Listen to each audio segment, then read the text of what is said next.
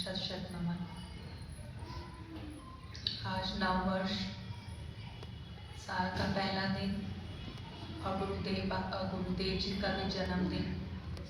Coincidence है, पर बहुत अच्छा लग रहा था कि सदन में नए साल पे हम लोग भी आए, गुरुदेव का जन्म उत्सव बनाने।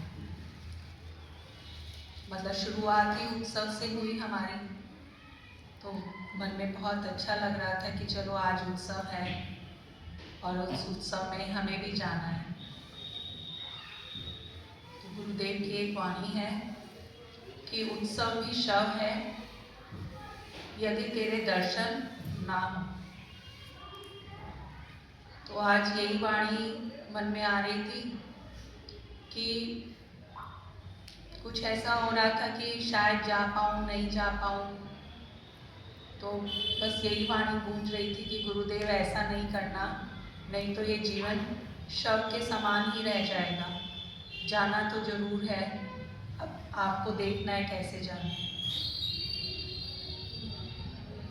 और गुरुदेव जो हैं वो सुनते हैं, सबकी भावनाओं को समझते हैं और हमारी भावनाएं हैं हमारे आने की, तो वो रास्ता भी निकाल ही देते कि हाँ बच्चे का मन है और आना है तो जरूर आए।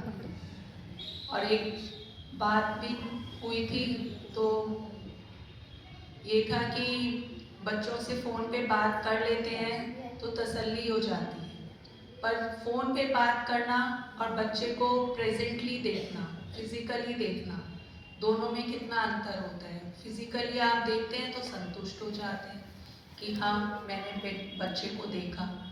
तो इसी तरह से जब हम सदन आते हैं और बाबा गुरुदेव जब हमें देखते हैं, हम गुरुदेव बाबा को प्रत्यक्ष देखते हैं, तो एक अंदर से जो सुकून मिलता है वो यहीं पे आके मिलता है। और अभी भजन भी आया था, एक उसमें एक लाइन थी कि जीवन को जीना सिखलाते हैं गुरुदेव। तो यही है कि हम कैसे जीते हैं अपना जीवन।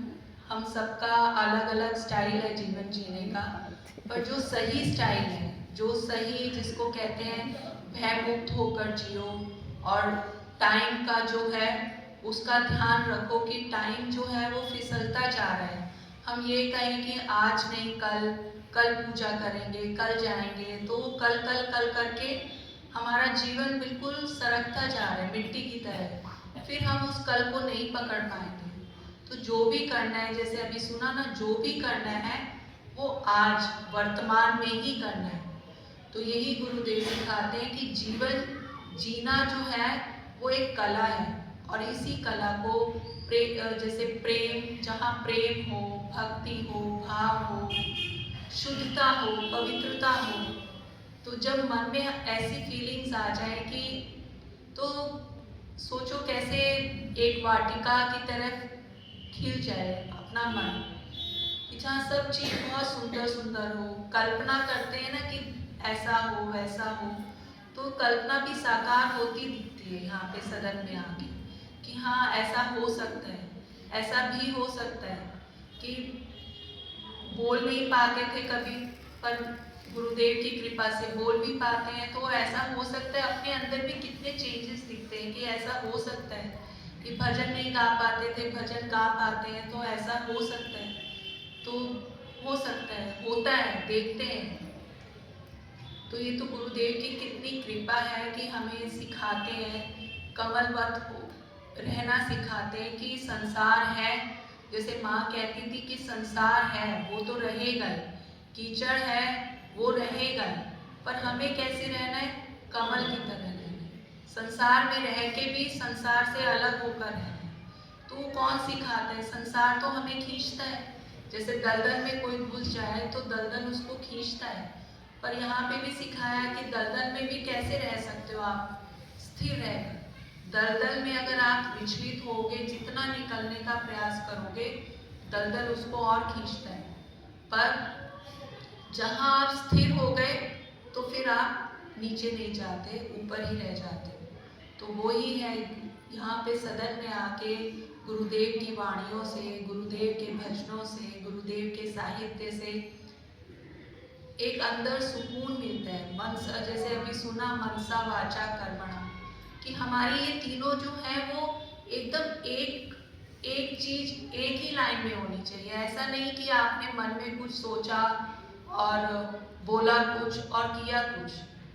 गुरुदेव बाबा हमें यही सिखाते हैं कि तीनों में सामंजस्य होना चाहिए। जैसा आपने सोचा है, जो चीज आप सोच रहे हो, पवित्रता से सोच रहे हो, तो मन बोलोगे भी वही, वैसी वाणी हमारी होगी। जैसा हम सोचेंगे वैसी वाणी होगी और उसी हिसाब से हमारे कर्म होंगे। तो जब अच्छा सोचेंगे तो हमारे कर्म भी अच्छे होंगे। तो यही तो हमें गुरुदेव सिखाते हैं। सत्संग हमें यही सिखाती है कि हम किसी का बुरा नहीं सोचें, क्योंकि अगर हम बुरा सोचेंगे तो अल्टीमेटली वो हमारे पास ही वापस आएगा किसी भी फॉर्म में। किसी के लिए भी बुरा सोचेंगे, अगर हम किसी को दीवार पे बॉल मारते हैं तो वो पलट के हमारे पास ही आती है।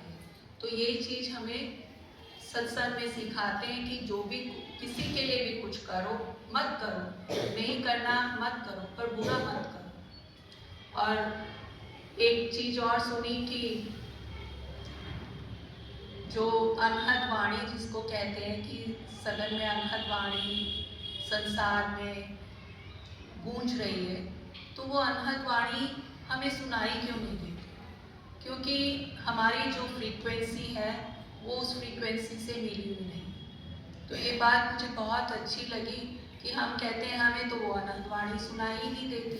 हम कैसे सुन सकते हैं उस ओम की ध्वनि को जो पूरे विश्व में व्याप्त है?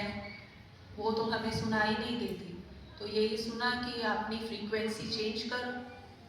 वो तो फ्रीक्वेंसी लगी हुई है, जैसे पहले स्टेशन पे, रेडियो स्टेशन पे जो म्यूज़िक आता है तो हम अपनी फ्रीक्वेंसी चेंज करके उसके अकॉर्डिंग करते हैं तो हमें वो आवाज़ सुनाई देती है।